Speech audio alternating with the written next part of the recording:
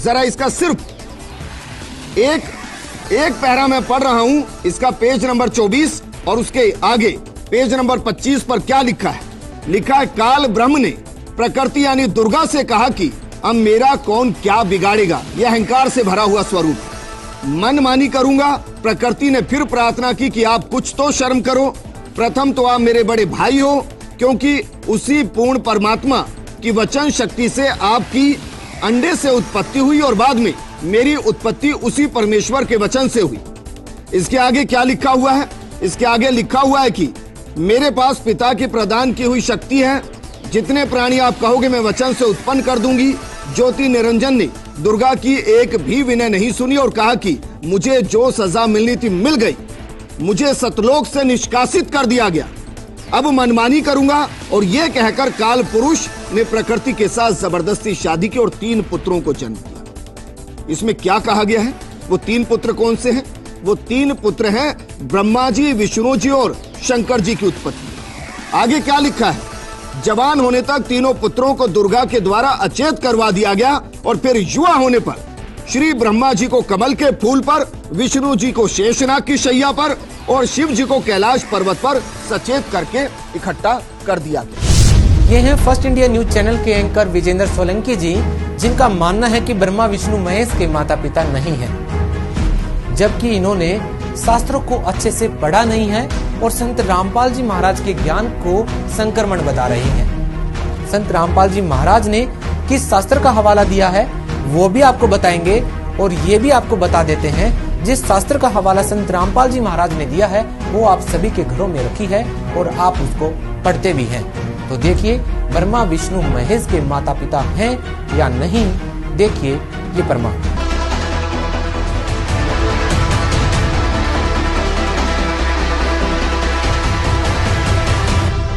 हमें ये लोक वेद सुना करते थे, ये अपने सदग्रंथों से भी परिचित नहीं थे। ये ब्राह्मण गुरु ऋषि महर्षि इन पुराणों से भी परिचित नहीं थे। और ब्रह्मा विष्णु महेश को अजरो अमर सर्वेश्वर महेश्वर, इनके कोई माता पिता नहीं, इनका जन्म मृत्यु नहीं होता, ऐसे कहा करते थे। ये लोक वेद था, दंत कथा थी और इनके जीवनी में लिखा है कि ये तो नासवान है, इनकी जन्म मृत्यु होती है, दुर्गा इनकी माता है और ये ब्रह्म इनका पिता है ज्योति। ये देखिएगा जीवनी, ब्रह्मा विष्णु महेश की जीवनी, ये वही देवी भागवत गीता प्रेस गोरखपुर से प्रकाशित, संपादक हनुमान प्रसाद पोदार, चिमनलाल गोस्वामी। और देखना इस पे 123 पृष्ठ पे, तीसरा स्कंद 123 पृष्ठ पे विष्णु जी अपनी माता दुर्गा की महिमा गा रहे हैं और अपनी सतीथि बता रहे हैं। तुम शुद्ध स्वरूपा हो, ये सारा संसार तुम्ही से उद्भासित हो रहा है। मैं ब्रह्मा विष्णु, मैं माने विष्णु ब्रह्मा और शंकर, हम सभी तुम्हारी कृपा से विद्यमान हैं। हमारा आविर्भाव मन जन्म, तिरोभाव मन मृत्यु हुआ करता है। केवल तुम ही नित्य हो, जगत जननी हो, प्रकृति और सनातनी देवी हो। ये प्रकृति शब्द भी याद रखना, आपका गीता जी में काम आएगा। जो 14वें अध्याय में दास आपको बताएगा कि प्रकृति से उत्पन्न तीनों गुण, रजगुण ब्रह्मा, सतगुण विष्णु, तम गुण शिव जी, ये जीव को कर्मानुसार फंसाए रखते हैं। प्रकृति माने दुर्गा, 14वें अध्याय के 3, 4, 5 श्लोक में लिखा है कि प्रकृति मेरी पत्नी है, मैं पति हूं इसका, इसके पेट में जीव स्थापित करता हूं जिससे सब जीवों की उत्पत्ति होती है। विष्णु जी कह रहे हैं कि मैं ब्रह्मा और शंकर हम सभी तुम्हारी कृपा से विद्यमान है। हमारा आविर्भाव मन जन्म, तिरोभाव मन मृत्यु हुआ करता है। केवल तुम ही नित्य हो, जगत जननी हो, प्रकृति और सनातनी देवी हो। इसी का समर्थन भगवान शंकर कहते हैं। भगवान शंकर बोले, देवी यदि महाभाग विष्णु तुम्ही से प्रकट हुए हैं यानी उत्पन्न हुए हैं, तो उनके बाद उत्पन्न होने वाले ब्रह्मा भी तुम्हारे ही बालक हुए। फिर मैं तुमको लीला करने वाला शंकर क्या तुम्हारी संतान नहीं हुआ? इति सिद्धम के ब्रह्मा विष्णु महेश नासवान है, दुर्गा इनकी माता है। मुझे भी उत्पन्न करने वाली तुम ही हो। शिवे संपूर्ण संसार की सृष्टि करने में तुम बड़ी चतुर हो। इस संसार की सृष्टि, स्थिति और संहार में तुम्हारे गुण सदा समर्थ हैं। उन्हीं तीनों गुणों से उत्पन्न हम ब्रह्मा विष्णु एवं शंकर नियमा अनुसार कार्य में तत्पर रहते हैं। इससे सिद्ध हो गया रजगुण ब्रह्मा, सतगुण विष्णु, तमगुण शिव जी। और ये केवल नियमित काम कर सकते हैं, जैसा वर्क डन, इसमें कोई परिवर्तन ये नहीं कर सकते। इस पवित्र पुराण के इन चंद पंक्तियों ने ये स्पष्ट कर दिया, 4 कंसेप्ट क्लियर कर दिए। एक तो ये है कि ब्रह्मा विष्णु महेश नासवान, इनकी जन्म मृत्यु होती है। दूसरा ये हो गया कि दुर्गा इनकी माता है। तीसरा ये हो गया कि रजगुण ब्रह्मा, सतगुण विष्णु, तमगुण शिव जी है। और चौथा ये हो गया कि ये केवल जैसा जिसने कर्म किया है उतना ही आपको दे सकते हैं, उसमें कोई परिवर्तन नहीं कर सकते। ये पाप नाश नहीं कर सकते, प्रारब्ध में परिवर्तन नहीं कर सकते। रजगुण ब्रह्मा, सतगुण विष्णु, तमगुण शिव। ये देखो हमारे सदग्रंथों में प्रमाण। मार्कंडेय पुराण गीता प्रेस गोरखपुर से प्रकाशित है।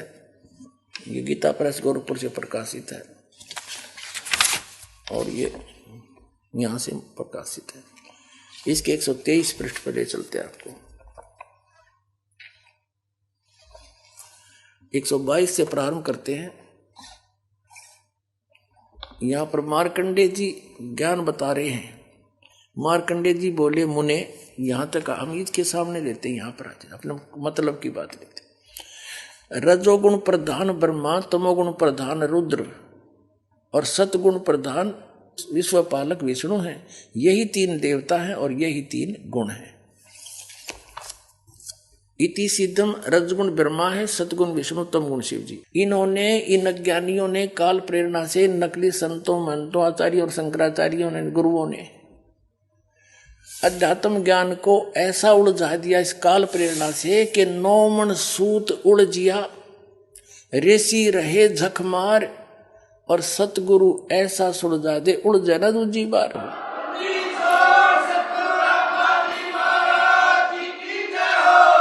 अब इस सूत को सुलझाने के लिए दास ने इतने प्रमाण दिखाने पड़ते हैं, कहीं गांठ ना पड़ जा, थोड़ी सी भी कच्चा पॉइंट रह गया, नकलियों का दाव लग जाएगा। रामपाल झूठ बोल रहा है, झूठ बोल रहा है, और ये सारी झूठ बोल रहे, एक भी सच्ची नहीं। तो अब इनको ये कति कंडेम हो जाएंगे थोड़े दिन में, इनके पास स्थान नहीं रहेगा लोकने छिपने को।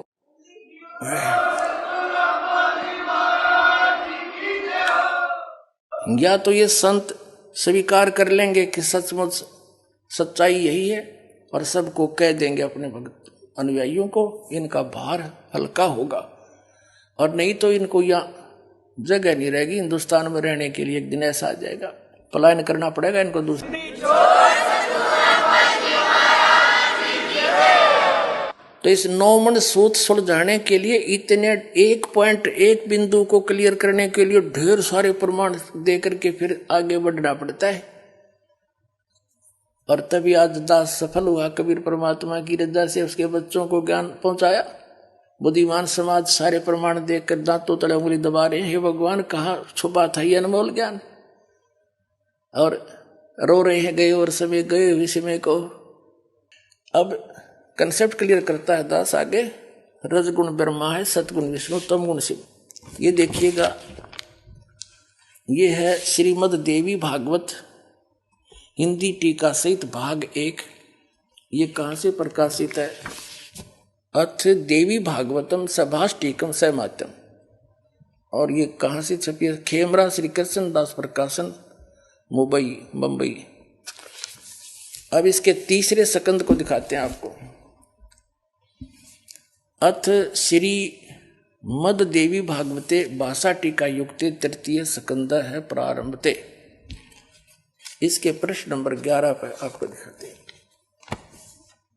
यह है प्रश्न नंबर 11, देवी भागवत भाषा टीका तृतीय सकंद अध्याय 5 का। ये मंत्र नंबर हम 8वां पढ़ देंगे, 7वां या समाप्त हुआ। भगवान शिव अपनी माता दुर्गा से प्रार्थना कर रहा है कि हे माता, यदि हमारे ऊपर सदा आप दया युक्त हो तो हमको तमोगुण किस प्रकार प्रदान किया? तमोगुण में ब्रह्मा रजोगुण और हरि यानी विष्णु को सतोगुण युक्त किए। किस प्रकार युक्त किए? अभी संस्कृत से अच्छी तरह समझ में आओगे। हम संस्कृत भी पढ़ सकते हैं क्योंकि देवनागरी लिपि है। यदि दया धर्मना, वही 8वां अध्याय है, इसका अनुवाद ऊपर है। यदि दया धर्मना न सदाम्बिके कथम अहम विहित, क्यों बना दिया मैं को तो तमोगुण है। भगवान शंकर कह रहा है मुझे तमोगुण क्यों उत्पन्न कर दिया आपने। और कमल जय, कमल से उत्पन्न होने वाले ब्रह्मा जी को रजोगुण संभव, इसको रजोगुण क्यों बना दिया। सुवित क्यों, सुविहित किमो सतोगुणो हरि, विष्णु जी को क्यों आपने सतोगुण बना दिया। इति सिद्धम,